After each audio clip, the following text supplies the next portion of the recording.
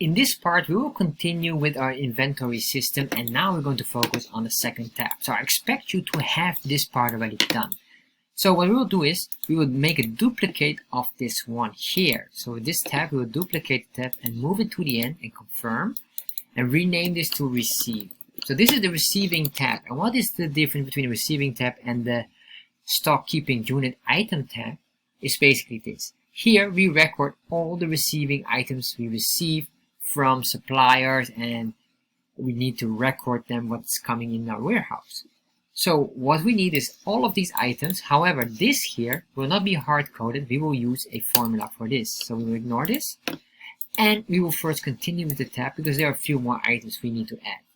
And one of the next one we need is the quantity. So what is the quantity of the unit? Basically, if you order a package of or a pack of Coke, you need to know, are you ordering 2 packs, 3 packs, 10 boxes, 5 boxes, whatever. Alright, next you need to have the quantity item. And that will be a formula where we multiply the package size by quantity unit. Once we have that, we need to know how much are we paying for it. So the quantity cost. Or the quantity, maybe not but unit cost. Sorry, that's probably a more better name. The unit cost. So how much will it cost? If we buy one of these packages, so if we buy 1 unit, how much will that cost?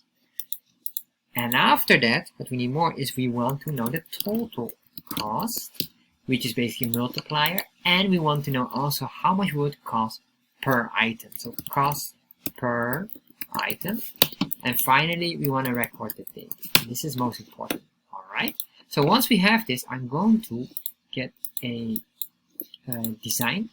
We get this and then go to the home here and select this paintbrush to duplicate the design. And maybe we can even do it from up here, so we can also duplicate the size. Alright, so now we have everything here. This looks very nice. And what I will do is to make this slightly smaller. So all of this will work properly and you can see them all. Step 1. We're going to make a list here, and this list will be a drop-down list, and it will be based on what we have here. So let's start and work on this. So the first thing what we need to do is we're going to select where do we want to have the drop-down, and you can make it very long or to the end of the page, whatever you want. For me, in this case, and this is very common for smaller shops and companies, you don't need so many. However, if you are a big company or if you are a company with many products, go as far as you want. It's up to you. That's completely free. So right now I'm going to make here an imaginary black line, and we're going to select here, assuming that from column A2 up to A30 will be a drop down. Alright, so we select this. This is where we want to have the drop down. We click on data, and then we click here on data validation to make a list. So we select here the list, and then we have to select the source. So how will we select the source? We click on this button here. Oh, sorry, we already clicked that button. Then you go to the SQ units, the SKUs, better known, and then we select here. Assuming here as well 30 items, enter, and confirm. So now what we have is we have all these items here, all down here, and I can see that we have some empty spaces, but that's alright for now. We can ignore those. And what we will do now is match the information that we have here. So I just delete here, maybe there was some empty space between there. But what we want to do now is match the description and the package size. So once we selected Coca-Cola, we must have the Coca-Cola description. To do this, we use the VLOOKUP, open parentheses, and then we start to follow this. So this is the lookup value we want, comma, table array, and our table array here is this one here. We will select this table array here, comma, column index number. So where can we find the value matching? Well, this is the matching value, but in this part, on this second column, we want to get it. So this is column 1, column 2, column 3. We say here column 2, comma, and then we say here false because we want exact match. Important here, I want to freeze the cells or lock them into place. So I will select here or type in here the $, and here as well, and enter. So once I did that, we have them here nicely, and now I can drag these here no problem. And I will just continue on all to the bottom. And once we have that, you see this error here. Ignore it for now. We will work on that. What we will do is we first continue on the package size here. So we're going to copy all of this. And basically what we have to do is almost the same, but instead of column 2, we will select column 3. So let's solve that here. You can see here we had the formula ready. Number 3, enter. Alright, so you can see this works now, and as we drag this down, there you are.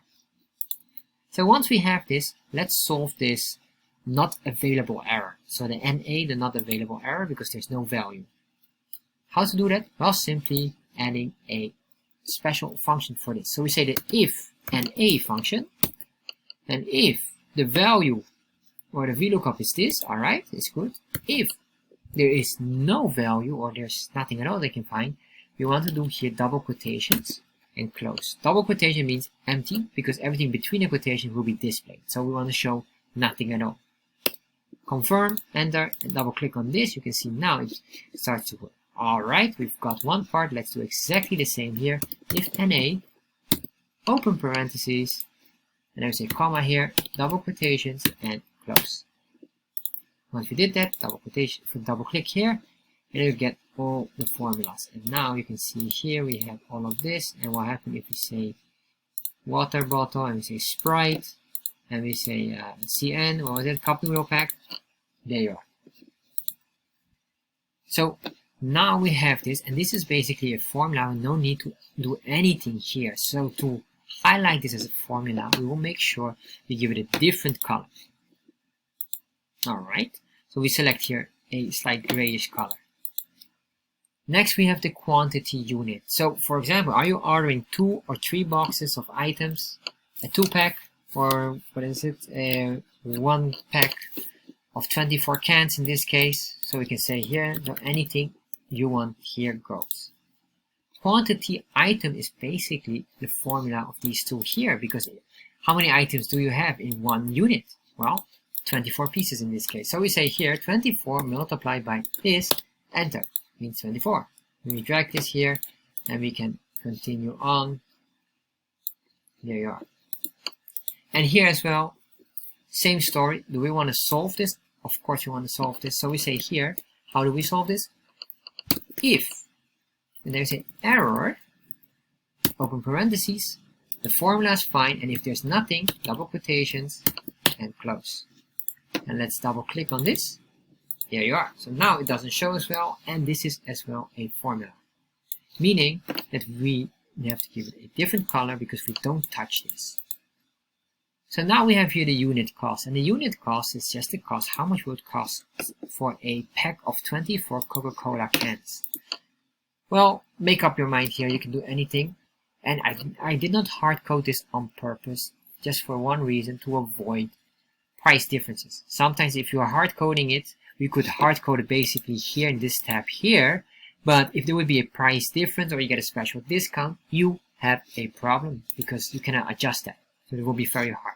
So that's why we have it here built in. You can type it in yourself. So let's say this would be $5, and this water pack is $3, and these Coca-Cola cans as well well, let's say this was a discounted version. Here $4, Sprite cans $5, and the cup noodle pack was $10. Let's give this a nice format of finances. So we do here and we select this one here. There you are. Alright, so the total cost is eventually the same as this here. How much would cost the unit multiplied by, or sorry, the unit cost multiplied by quantity of the unit. So this multiplied by that, there you are, and there you are. Alright, so this is as well automatic. We can just highlight them in gray. Next we have the cost per item, and the cost per item is basically the total cost divided by the total items we have, and that's this one here. Yeah, so remember, if you have a can of 20 or a pack of 24 cans, you have 24 items. So here we say $5 divided by 24 equals 21 cents per can. Alright, so let's do exactly this here. And here, same story. We got another error. We say if error, open parentheses, comma, then value is double quotations and close. Double click on this. All right, beautiful. And now as well, here we have this value here, and there you are. Next, we have the date here, and the date will be a forced date to restrict. So this is basically the receiving date, and most logical with the receiving date is this. The receiving date should always be never in the future, should always be on that moment, so it's somewhere in the past. It's today or somewhere in the past, never in the future. All right, so to make sure that we force a correct data input, we're going to select this and we're going to control the insert. For this, we select all the cells, we go to data, we go to data validation, and then in here we will select now the date option. And then it gives you an option here. It says here allow date between, well, less than or equal to. This is the one we need. Alright, and when do we need? Well, instead of putting the physical or the hard-coded today, the date of today, we can just put in here equal today, and then open and close parentheses and confirm. Alright, so now if you can see here, we'll say here today is 28 January. Then if I would say here 28, or let's make it 29 January 2021, enter, we get an error. This value doesn't match with the data validation. Alright, that works well. However, what I don't like, if I say here today, is the design of this. So we're going to reformat this properly.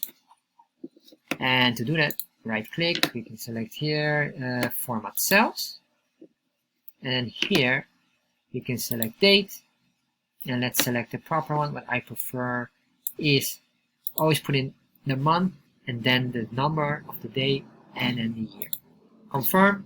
You can see we get these hashtags, symbols, meaning that the date is too long. Double click on this and there you are. Let's delete this. And this is exactly how you can do it. And every time when you have a order received, put it in here. So basically here it's supposed to be all today, or maybe this was yesterday or a few days ago, whatever. You can do here minus 10, it was 18 January, whatever. You can put it in here. So now we completed our tab and everything works well here. So let's double check here one more time. If we add up here items, there you are. This is how this works. This is how you can play around with this. So now what we have to do is to make the next tab.